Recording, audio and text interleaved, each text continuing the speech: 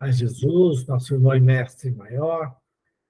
Vamos agradecer pela oportunidade de, mais uma vez, estarmos estudando as obras do André Luiz, em especial essa obra tão importante, que é o Obreiros da Vida Eterna.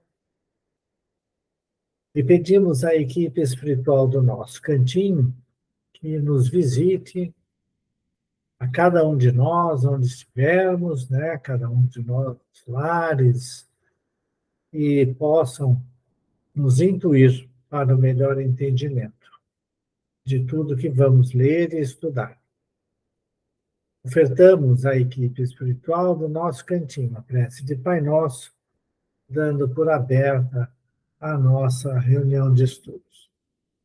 Pai nosso que estais nos céus, santificado seja o vosso nome, venha a nós o vosso reino, seja feita a vossa vontade, assim na terra como no céu.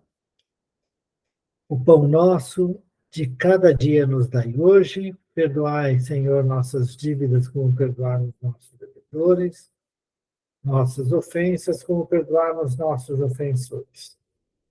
Não nos deixeis cair em tentação, mas livrai-nos de todo mal, que assim seja.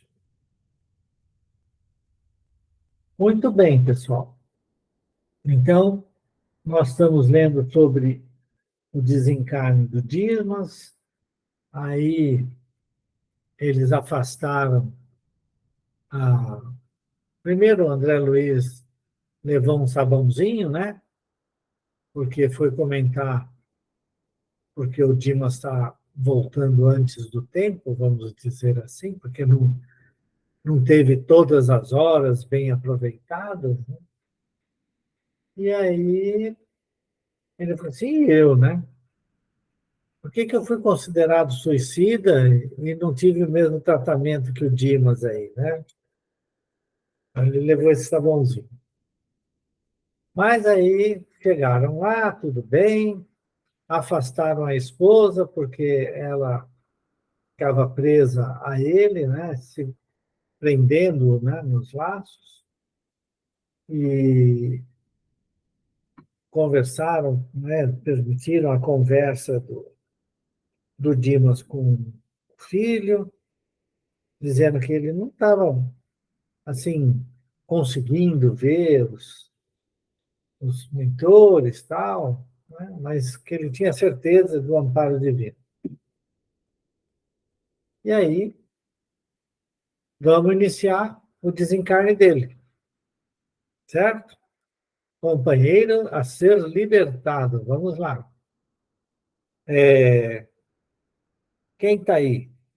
Da outra vez, quem estava lendo era o Faustinho. Faustinho está por aí?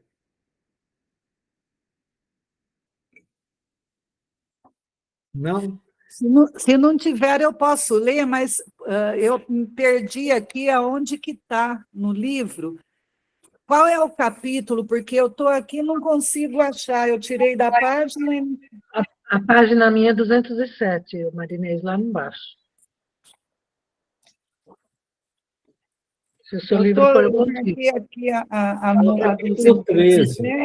Capítulo 13. Se for o livro antigo, é 207, a página. Que coisa! Parou no assistente. Capítulo 13. Ele está aí. Tá, então deixa ela ler, então, porque eu não consigo. Não, pode ir. Se você quiser ler, Maria, pode ler. Não é, eu não consigo localizar aqui. Então tá bom. Então, começa aí, Lisete, vamos lá. Vamos lá. O assistente tocou demoradamente na parte posterior do cérebro. Vimos que o agonizante passou a emitir pensamentos luminosos e belos. Não, peraí. Eu acho que não. No meu parou em iniciaremos agora as operações, não é isso, não? Não, parou aí, Eduardo. Está marcado no texto aí. Que eu sempre marco quando termina. Poderia ler, né, esse parágrafo anterior. Não, Qual tudo que você bem, quer? eu li agora, tudo bem. Iniciaremos. Ele falou assim, antes, porém, forneçamos ao nosso amigo a oportunidade da oração final. É importante esse parágrafo, né? Porque é interessante como que o Jerônimo dá as oportunidades a cada um, né?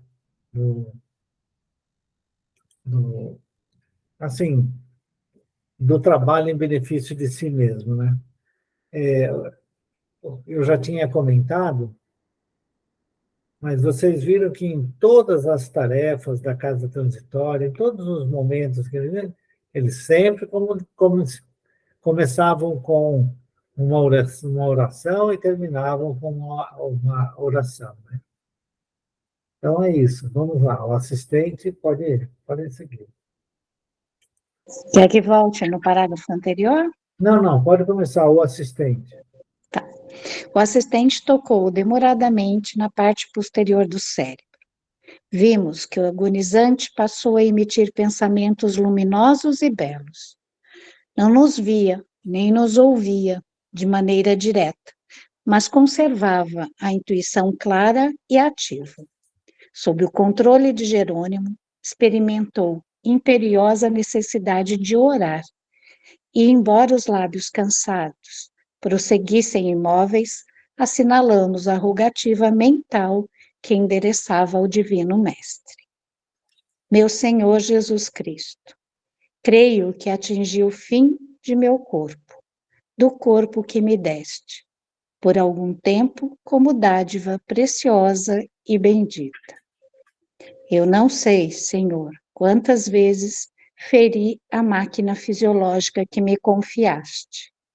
Inconscientemente, quebrei-lhe as peças com o meu descaso, menosprezando patrimônios sagrados, cujo valor estou reconhecendo em mais de 12 meses de sofrimento carnal incessante. Não te posso implorar a bênção da morte pacífica, porque nada fiz de bom ou de útil por merecê-la. Mas se é possível, amado médico, socorre-me com o teu compassivo e desvelado amor. Curastes paralíticos, cegos e leprosos. Por que te não compadecerás de mim, miserável peregrino da terra? Seus olhos deixaram escapar lágrimas abundantes. Após breves minutos, observamos que o agonizante recordava a meninice distante. Na tela miraculosa da memória, revia o colo materno e sentia a sede do carinho de mãe. Oh, se pudesse contar com o socorro da abençoada velhinha que a morte arrebatara há tantos anos, refletia. Premido pelas doces reminiscências, modificou o quadro da súplica.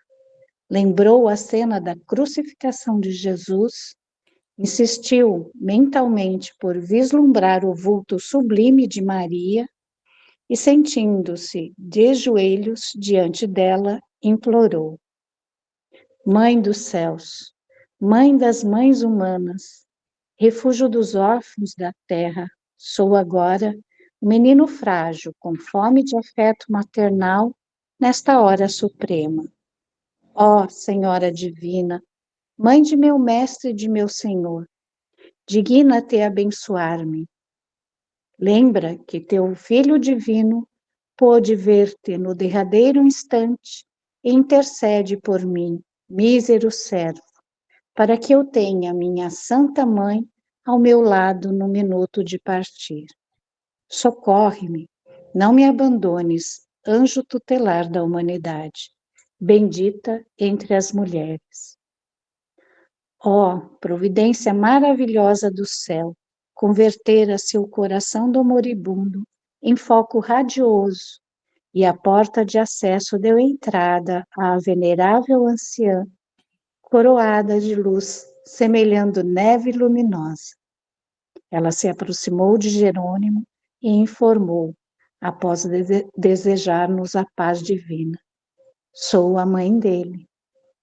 O assistente comentou a urgência da tarefa que nos aguardava e confiou-lhe o depósito querido. Em breves instantes, tínhamos perante os olhos inolvidável quadro afetivo. Sentara-se a velhinha no leito, depondo a cabeça do moribundo no regaço acolhedor, afagando-a com as mãos caridosas. Em virtude do esforço valioso no setor da colaboração, Hipólito e Luciana, atendendo ao nosso dirigente, foram velar pelo sono da esposa, para que as suas emissões mentais não nos alterassem o esforço. No recinto, permanecemos os três apenas. Dimas, experimentando indefinível bem-estar no regaço materno, parecia esquecer agora todas as mágoas, sentindo-se amparado como criança semi-inconsciente, quase feliz. Ordenou Jerônimo que me conservasse vigilante, de mãos coladas à fronte do enfermo, passando logo após ao serviço complexo e silencioso de magnetização. Em primeiro lugar, insensibilizou inteiramente o vago, para facilitar o desligamento nas vísceras. A seguir, utilizando passes longitudinais, isolou todo o sistema nervoso simpático, neutralizando mais tarde as fibras inibidoras no cérebro. Descansando alguns segundos, asseverou: não convém que Dimas fale agora aos parentes. Formularia, talvez, solicitações descabidas.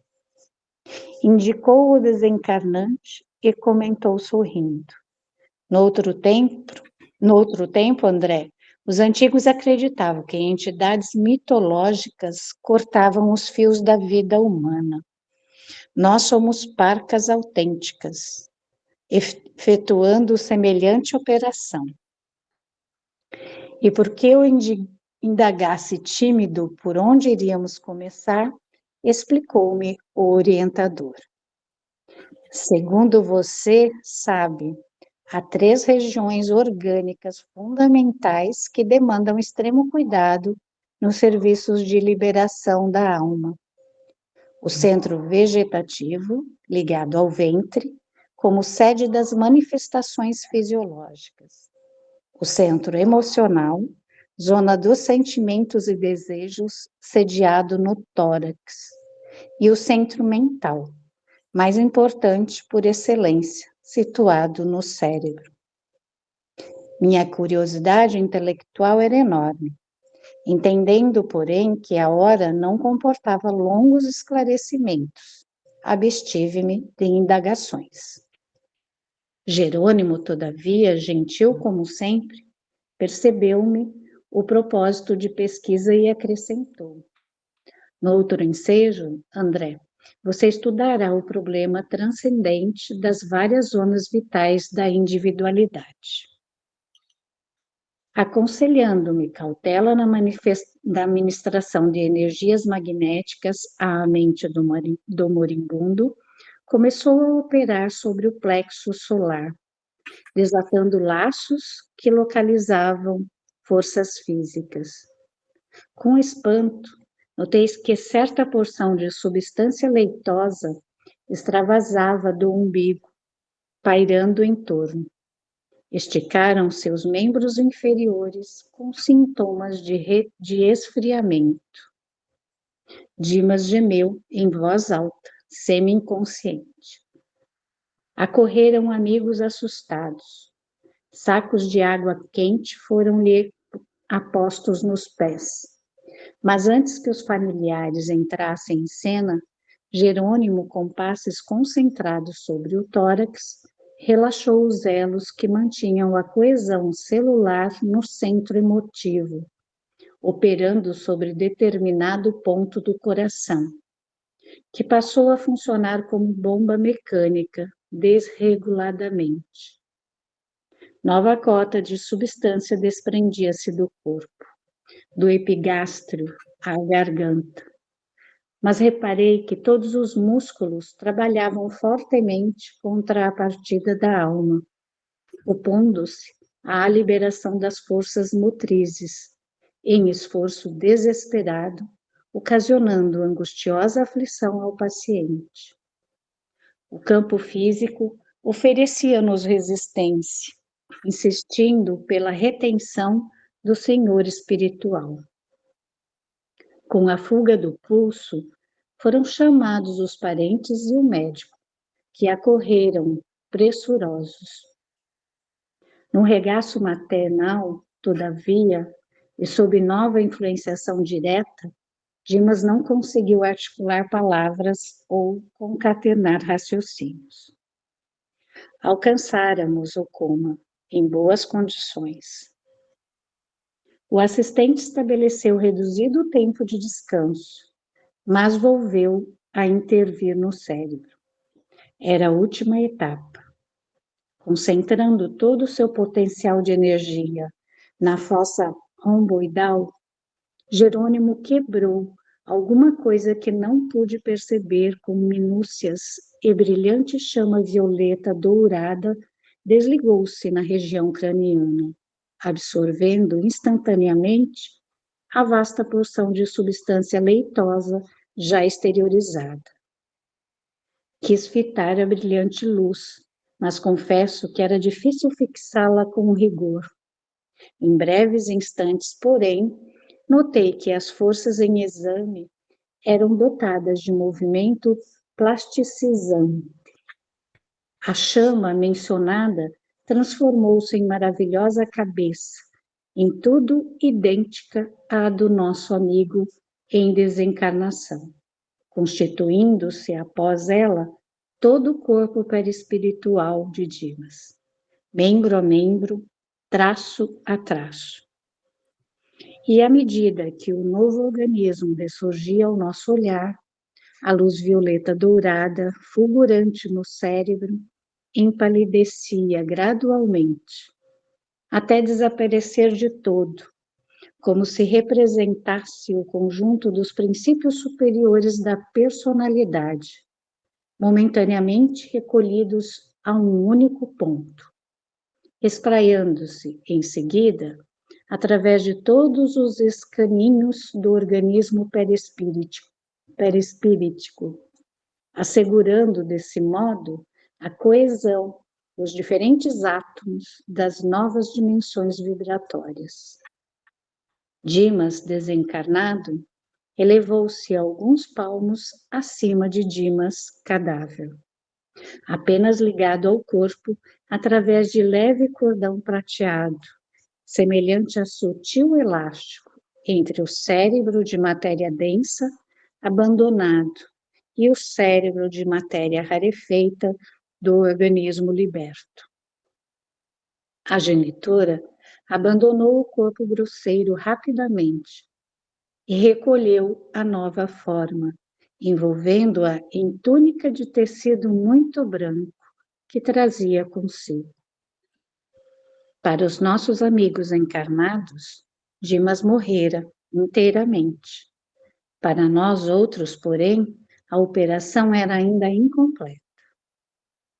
O assistente deliberou que o cordão fluídico deveria permanecer até ao dia imediato, considerando as necessidades do morto, ainda imperfeitamente preparado para desenlace mais rápido. E enquanto o médico fornecia explicações técnicas aos parentes em pranto, Jerônimo convidou-nos à retirada, confiando, porém, o recém-desencarnado àquela que lhe fora desvelada mãezinha no mundo físico. Minha irmã, pode conservar o filho à vontade até amanhã, quando cortaremos o fio derradeiro que o liga aos despojos, antes de conduzi-lo a abrigo conveniente. Por enquanto, repousará ele na contemplação do passado, que se lhe descortina em visão panorâmica no campo interior. Além disso, acusa debilidade extrema após o laborioso esforço do momento. Por essa razão, somente poderá partir em nossa companhia, findo o enterramento dos envoltórios pesados, aos quais se une ainda pelos últimos resíduos. A anciã agradeceu com emoção, e dando a entender que ele respondia às arguições mentais, o assistente concluiu: convém montar guarda aqui, vigilante, para que os amigos apaixonados e os inimigos gratuitos não lhe perturbem o repouso forçado de algumas horas. A mãe de Dimas revelou-se muito grata e partimos, em grupo, a caminho da fundação de Fabiano, de onde nossa expedição socorrista regressaria à crosta no dia seguinte.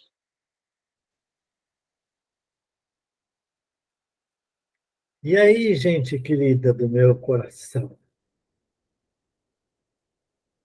Mexeram com vocês? Essas... Você já está chorando? Eu tô. Não vale assim, Ivone. Eu tenho certeza que você ia chorar. Por isso que eu fiquei quietinho aqui. Eu estou reservando o meu choro para quando eu desencarnar, porque se ele, com tanto trabalho que ele desenvolveu, com todo esse cuidado aí, a coisa é complexa, calcula nós que vivemos em desequilíbrio por aqui. Dá até medo, né? É muito bonita a desencarnação, tanto a reencarnação quanto a desencarnação. E ninguém respeita esse momento, né? Quer dizer, não é que não respeita, não entende, né? É muito interessante a descrição, né? Esse capítulo é importante por permitir que a gente veja, né, a ligação íntima do perispírito ao corpo físico e, e o seu aparecimento, né, após a morte. Então, é muito interessante. E também a prece que ele faz, né, permitindo que a mãe chegue, né? Aí é muito. É aí que eu comecei a chorar, mais ainda, viu, Ivone? É muito bonito. Tinha certeza. Edu, posso fazer uma pergunta? Pode. Vou fazer uma pergunta para você, porque é o seguinte. Estava lendo aqui, vocês estavam lendo o texto, tudo e a gente percebe, a gente entende, não é que o desencarne não termina, não é no momento em que o nosso organismo cessa, né? Então isso fica bastante claro. E eu sempre tive uma dúvida, e ela voltou agora com a gente lendo, oi Faustinho, que é o seguinte: como é que a gente procede no caso de doação de órgãos, não é? Uhum. E é uma dúvida realmente que eu tenho. Eu não entendo, não é assim, como é que a gente faz para determinar um momento em que se pode fazer a doação de órgãos? Não é porque o desencarne ainda não terminou naquele momento em que, né, a atividade física cessou. Você sabe me explicar como é que isso funciona? Bom, pelo que eu já li, agora não lembro exatamente em que livro, o Emmanuel trata desse assunto. Eu não lembro exatamente em que livro é. Mas, efetivamente, o espírito é retirado com antecedência, dada que existe uma, um ato de caridade infinito, né? Quer dizer, de extrema beleza, na medida em que aquele órgão pode salvar uma vida, né? Geralmente o espírito é retirado Uhum. antes ou ele, vamos dizer assim, não sofre o efeito dos cortes, tirando uma coisa ou outra, um órgão ou outro. Mas, com certeza, dependendo do quanto que ele manteve de, vamos dizer assim, apego à vida material, né, pode acontecer dele, vamos dizer assim, sofrer alguma coisa, né? Mas quando nós temos o direito lá de dizer eu sou um doador de órgãos, né, nós estamos cientes de que isso deve, isso deve permitir que, né, a gente acredita que a vida cessa e que alguém vai usar o nosso órgão. Mas, assim, exatamente uma descrição tão bonita quanto essa, eu não vi. Eu acho que essa descrição, e principalmente o fato dele estar ligado no. Ele está deixando o cordão prateado lá, né? Ele, ele permite que ainda algumas energias fiquem ali, né? Algum pouco de, de fluido vital esteja ali presente ainda, né? Para depois cortar o cordão prateado de vez. Mas isso é numa condição bastante bonita como essa que nós vimos, né? É quando a gente vê, quando tem a morte violenta por um acidente, né? Por uma bala perdida, uma coisa assim, né? Geralmente o espírito é atendido. Geralmente ele é atendido e se liberta dali. Pelo menos nas descrições que a gente viu. Tem naquele livro, acho que chama Loucuras da Obsessão. Não, Obsessão e Loucura. Acho que é isso. Como é que ele chama, Ivone? Aquele livro lá do. Manuel Filomeno de Miranda. Isso. É Loucuras e Obsessão. Não, não, não, não. Aquele. Não, não, não é esse. Aquele do Bezerra de Menezes, em que tem alguns jovens que eles estão lá no Carnaval do Rio, tem alguns jovens que acabam morrendo no acidente, se libertam. Então, é loucura e obsessão, não é? É o Porque o mesmo. Bezerra de Menezes que socorre eles. Então, o Manuel Filomeno de Miranda, ele é, ele é o escritor, né? Ele Isso, é o espírito. ele está É o espírito. narrando, né? Ele está É, narrando o trabalho através do Divaldo. ele está narrando o trabalho do Bezerra, né? É isso mesmo. Alguém pediu aí a palavra, é isso? Antônio. Por favor. O Eduardo, outro ponto também, né, é a questão da cremação, né? E o pessoal tem adotado muito esse procedimento e muitas vezes não tem conhecimento desse processo, né? Que é muito ligado a, vamos dizer assim, a questão evolutiva do próprio espírito, né? Esse é outro ponto também. Pelo que eu entendi, e a lei nossa, o próprio Emmanuel comenta sobre isso, e a nossa lei exige 3 dias, né? 72 horas. O Emmanuel comenta isso, 72 horas. Entre a morte do corpo físico e a sua cremação. Eu não sei se é a lei.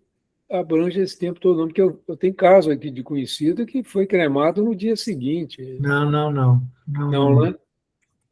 A lei brasileira diz que são 3 dias.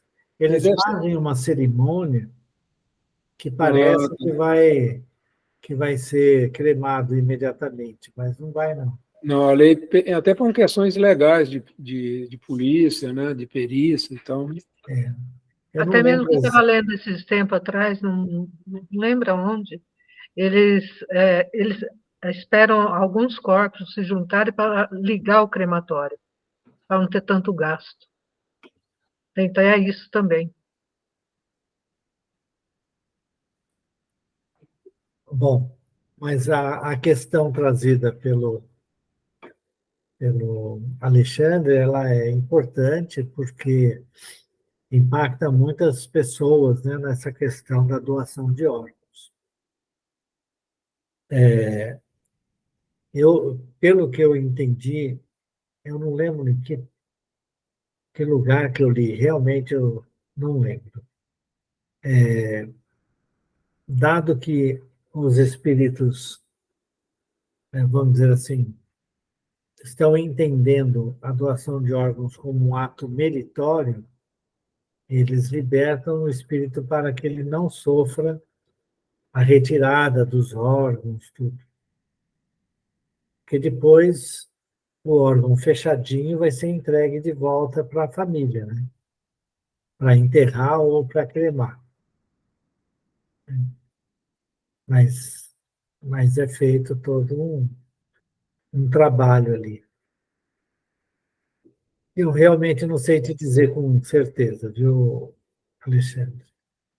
Se alguém conhecer alguma literatura e puder dividir comigo, eu agradeço. Eu queria ler sobre esse tema para entender melhor.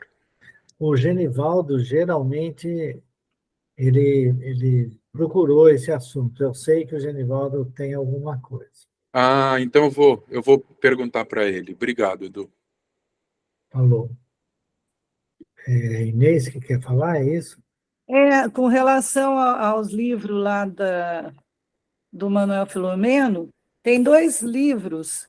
Um chama Tormentos da Obsessão, que também é do Filomeno Miranda, e o outro é Loucura e Obsessão. Qual dos dois você se refere aí que tem esse Loucura assunto? e obsessão. É um que ele narra o trabalho do Bezerra de Menezes, liderando um grupo de atendimento a espíritos, né, que vão, pessoas e espíritos que, durante o carnaval no Rio de Janeiro, eles montam uma tenda e lá, espiritual, obviamente, né, para fazer todo o atendimento durante o carnaval. E aí tem quatro jovens que morrem, né? Não tem relação direta com a questão da doação de órgãos aí, mas esses 4 jovens acabam libertos rapidamente, ou seja, eles não têm mais o cordão que os liga ao corpo físico. Entendi. É porque eu tenho esses 2 livros, já li faz muito tempo, a gente esquece, né, o conteúdo. Tá Mas certo. é isso. Muito bem, então agora nós vamos ler no miudinho, certo? E comentar passo a passo, ok? São 19h36. Alguém tem algum comentário mais a fazer? Alguma dúvida que ficou para trás? Então vamos ler. Por favor, José. Ou o Faustinho. Faustinho entrou aí, é isso?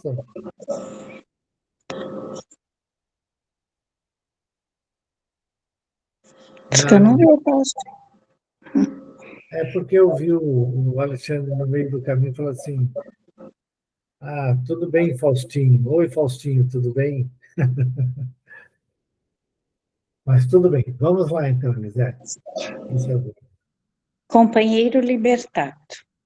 Depois de vários preparativos, principalmente ao lado de Cavalcante, que piorara após a intervenção cirúrgica, Jerônimo articulou providências referentes à desencarnação de Dimas, cuja posição era das mais precárias. De manhãzinha, após entender-se com a irmã Zenóbia, quanto à localização do primeiro amigo, a libertar-se dos laços físicos, o assistente convidou-nos ao trabalho. Compreendia mais uma vez que há tempo de morrer, como há tempo de nascer. Dimas alcançara o período de renovação, e por isso seria subtraído à força grosseira, de modo a transformar-se para o novo aprendizado. A forma grosseira, não força. A forma grosseira, verdade. É o corpo, né? Seria subtraído à forma grosseira, de modo a transformar-se para o novo aprendizado. Não fora determinado o dia exato, atingida-se o tempo próprio. Recordando, Não, contudo, agora para. Para aí. Porque agora o André Luiz vai, né, começar a colocar os probleminhas dele. Então, é muito interessante a forma como o André Luiz descreve, né? Bom, primeiro, né, o Cavalcante tinha passado por uma cirurgia que, pelo visto, não resolveu, né? Não deu certo. Então, ele estava para ir mesmo, não ia ter jeito, né? E aí o Jerônimo falou assim, bom, hoje nós vamos libertar o Dimas, né? E, e aí ele acertou as coisas, tá? Onde que o Dimas ia ficar quando chegasse, né? E aí o André Luiz fala uma coisa bacana, né? Que ele fala assim, eu compreendia que há tempo de morrer como há tempo de nascer, né? Sim, é esse o nosso processo, né? De crescimento espiritual. A gente nasce, vive, trabalha, faz aquilo que tinha que fazer ou deveria fazer e retorna à vida espiritual. Portanto, há o tempo de morrer, não é? Natural. Né? Todos nós vamos passar por isso. Então, ele diz: o Dimas alcançou o período da renovação, né? Saindo da forma grosseira, né? E atingindo agora um novo ambiente de vida, né? E interessante que ele falou assim, não fora determinado o dia exato. Então, aqui eu queria só chamar a atenção. A grande maioria de nós, né, fala assim, chegou o dia. Só Deus sabe o dia que é. Né? Nós não falamos assim? E aí a gente vê aqui uma descrição, né, em que ou a espiritualidade superior falou para o Jerônimo, fim, chega, né? Ou esse dia exato em que estaria marcado para a gente nascer e morrer, não é bem assim, né?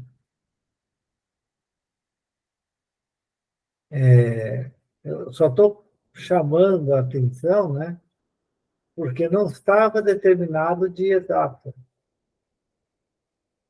E a gente geralmente coloca assim, mas atingida-se o tempo próprio. Ou seja, Jerônimo falou, agora está na hora de libertar. Por quê? Porque, efetivamente, né, de alguma forma, que aparece na prece que é feita pelo Dimas, né, ele fala assim, eu não sei o quanto que eu arrebentei com o meu corpo físico, né? Mas eu sei que o resultado foi passar aí um tempo danado de sofrimento, né, no corpo físico, antes de desencarnar. Então, a consequência, mesmo do trabalho positivo, bom, tudo que nós vamos ver aí, né, o, o Dimas tinha consciência de que, de alguma forma, ele maltratara o corpo físico, né? E por isso ele estaria partindo, né, com sofrimento antes do tempo, na opinião dele. Então é bem interessante isso. Chegou o dia exato, por que que não foi no dia anterior? Por que que não poderia ser logo no dia seguinte? Já pensaram nisso? Muito bem. Se ninguém tem nada mais a comentar, nós vamos em frente. Ninguém. Vamos lá. Recordando, contudo, meu Uhum. caso particular e sequioso de elucidações construtivas, ousei interrogar nosso orientador enquanto regressávamos ao círculo carnal pela manhã. Prezado assistente, indaguei, releve meu desejo de saber particularidades do serviço. Poderá, todavia, informar-me se Dimas desencarnará em ocasião adequada? Viveu ele toda a cota de tempo suscetível de ser aproveitada por seu espírito na crosta da terra? Completou a relação de serviços que o trouxera ao renascimento? Não, respondeu o interpelado com firmeza. Não chegou a aproveitar todo o tempo prefixado. Oh, considerei levianamente. Terá sido como fui, suicida inconsciente? Penetrei nossa colônia nessa condição, e antes de obter a graça do refúgio renovador, experimentei acerbos padecimentos. Enunciando tal apreciação, ponderava sobre a tarefa especial de socorrê-lo. Razões fortes, de certo, motivariam o esforço que se levava a efeito, mas a informação do orientador desconcertava-me. Se o irmão referido não completar o tempo previsto ao roteiro de obrigações que lhe fora traçado, por que tamanha consideração? Mereceria o movimento excepcional de assistência individualizada? Que motivo impeliria a esfera superior a prestar-lhe tanta atenção? Ah, Jerônimo compreendeu. não. Para. Ai, ai. Então, né? Depois, logo depois, o André Luiz fala assim, senhor, devia ter ficado quieto, né? Mas aprendi de uma forma meio, né, muito decepcionante, né, para ele, porque, afinal de contas, ele estava se comparando com o Dimas, né, com o trabalho do Dimas. Ele, que era um médico, né, foi considerado suicida, passou um longo tempo de padecimentos, e o cara aí, olha, sujeito, né, não completou toda a cota, não fez tudo o que tinha combinado, e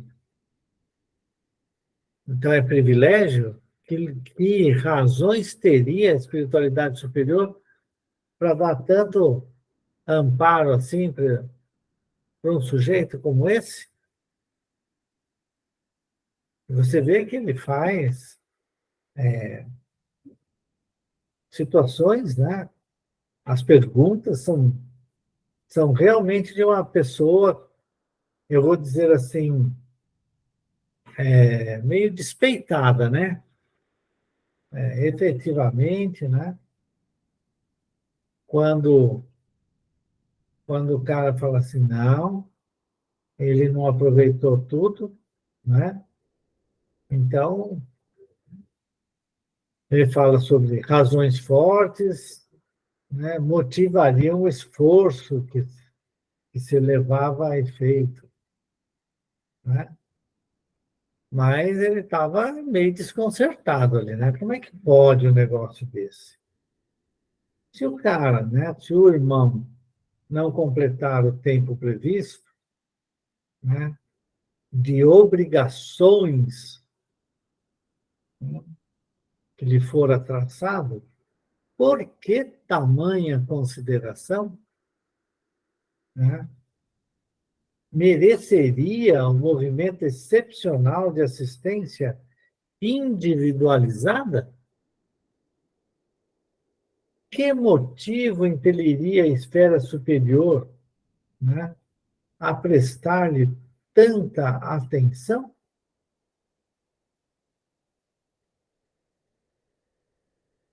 E euzinho aqui, como é que fico? Eu passei lá, passei no umbral, sofri, tive um monte de feras que passavam e tal, né? E esse cara aqui também não fez tudo o que tinha que fazer, morreu antes do tempo, e ele não vai ser um suicida também?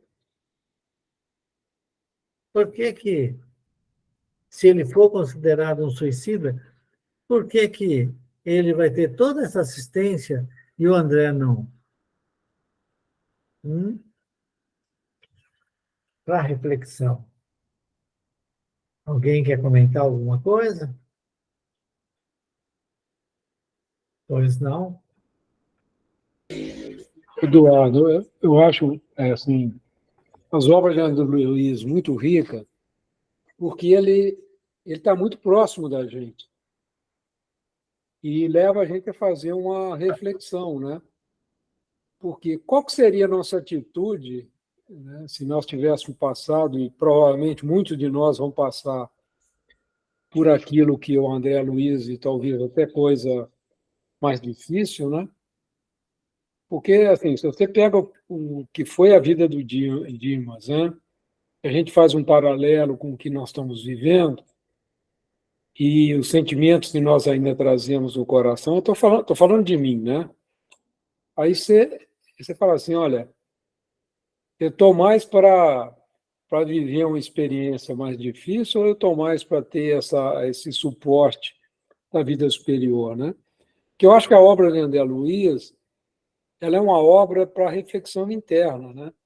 Então, assim, diante dessas situações que eu estou vivendo, que eu estou lendo, estou estudando, em que situação eu me situo? Não o outro.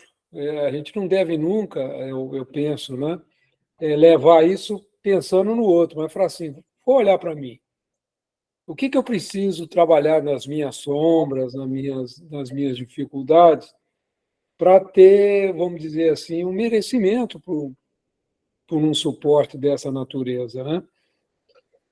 Porque o que gera muita decepção, e a gente tem vivido nas reuniões mediúnicas, né, pelo menos pela minha experiência, a gente encontra espíritas em situação muito, muito triste, né? Porque não basta ser espírita, não basta ser cristão, né? A gente precisa trazer esses sentimentos para a nossa vida, para a nossa prática, sem nenhuma hipocrisia. Falar assim, bom, eu não consigo fazer isso ainda, né? Eu ainda não consigo ter essa abertura, por exemplo, que o Dimas tem, esse desprendimento.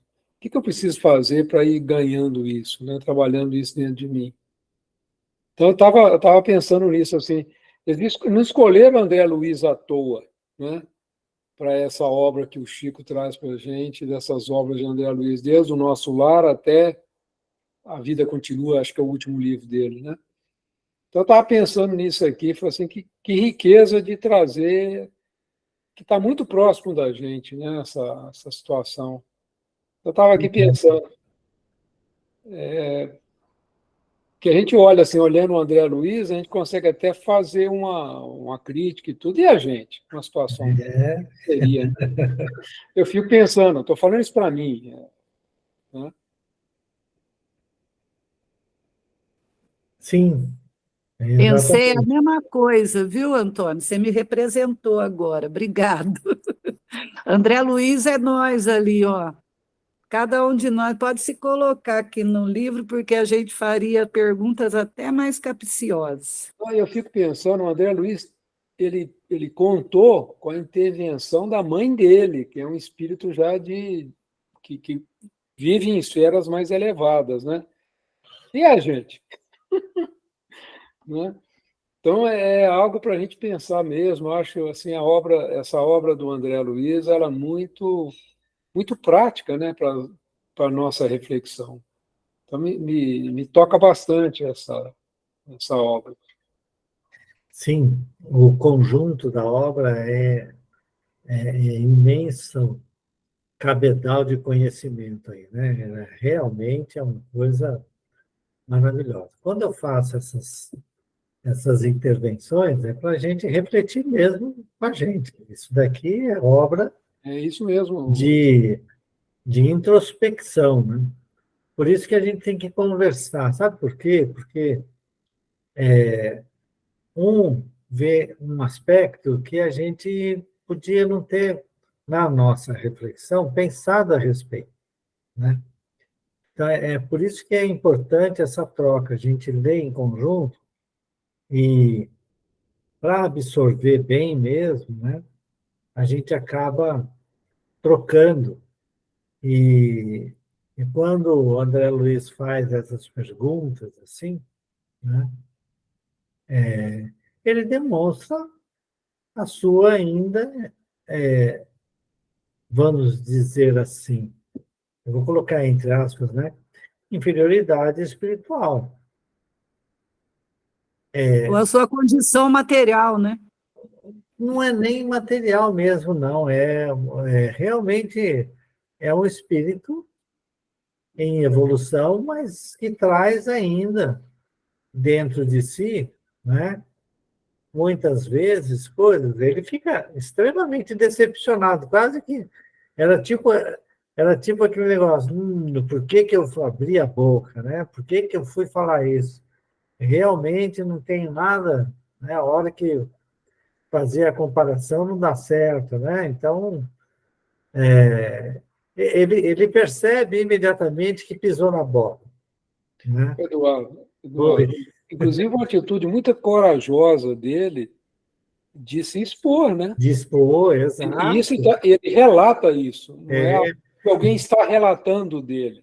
para Eu milhões de pessoas, né? acho isso assim, isso é muito importante, eu acho até para a gente mesmo, na medida que a gente tem as pessoas que a gente confia, que a gente tem, da gente conversar sobre isso.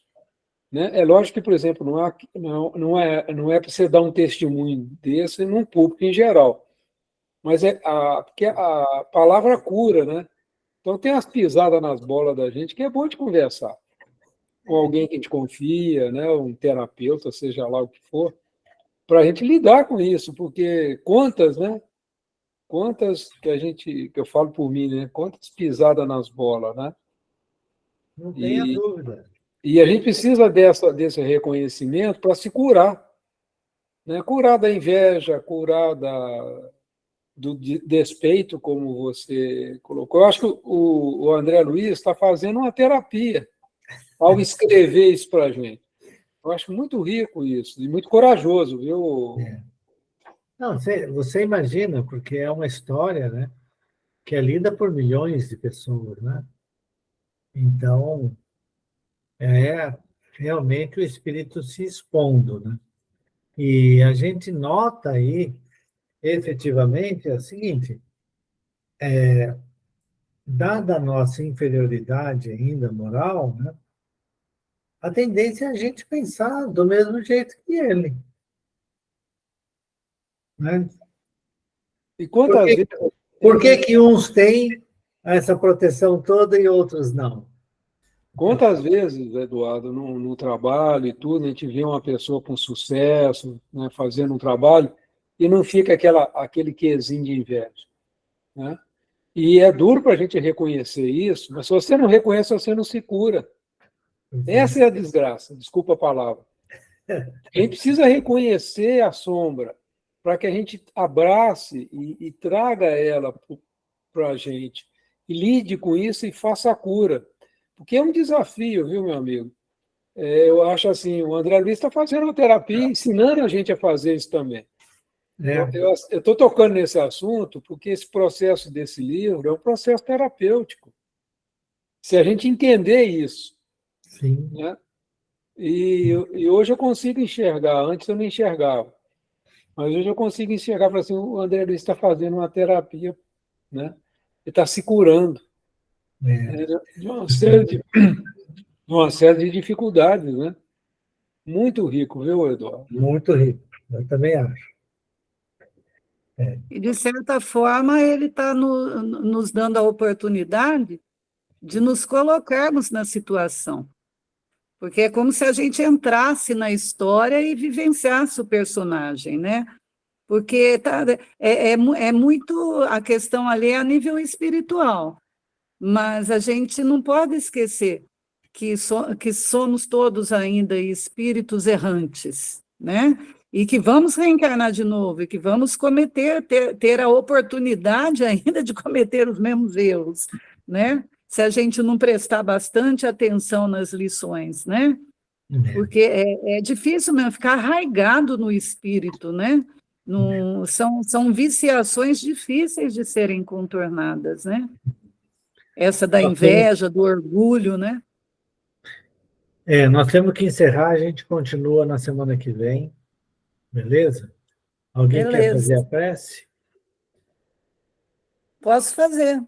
Então faz a prece de encerramento deste e de abertura do próximo. Então, vamos continuar, né, elevando o nosso pensamento ao nosso Mestre Jesus, e aos bons espíritos que nos ampara, nos direciona nesses raciocínios, agradecendo do fundo do nosso coração essas oportunidades de aprendizado e implorando ainda a ajuda para que possamos colocar em prática tudo isso que nós estamos tendo a oportunidade de reaprender. E assim, Jesus, com a prece que nos ensinastes, deixamos aqui o nosso preito de gratidão. Pai nosso que estais nos céus, santificado seja o vosso nome. Venha a nós o vosso reino, seja feita a vossa vontade, assim na terra como no céu. O pão nosso de cada dia dai-nos hoje, Senhor, perdoa nossas dívidas, assim como perdoamos nossos devedores. Não nos deixeis cair quando em tentação, mas livra-nos de todo o mal que está dentro de nós, pois teu é o reino, o poder e a glória para todo sempre. Que assim seja, graças